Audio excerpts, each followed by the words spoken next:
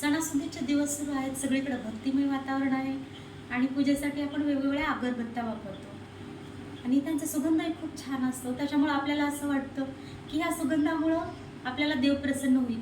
पण देव प्रसन्न होईल तेव्हा होईल, पण काय होईल माहिती आहे का, हे जे अगरबत्त्या वापरतो त्याच्यामध्ये असतात केमिकलयुक्त पदार्थ आणि हे जर आपल्या फुफ्फुसामध्ये गेले तर आपल्याला श्वासाचे विविध दम्यासारखे आजार होऊ शकतात किंवा दुसरे आजार होऊ शकतात आणि हे खूप रिस्की आहे.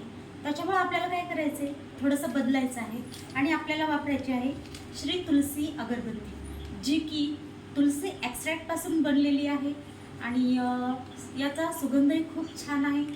आणि याच्यामुळं काय होईल की जे मच्छर वगैरे उपद्रवी कीटक आहेत ते पण घरामध्ये राहणार नाही. हा माझा स्वतःचा वैयक्तिक अनुभव आहे. त्याच्यामुळं तुम्ही वापरा श्री तुलसी अगरबत्ती. धन्यवाद.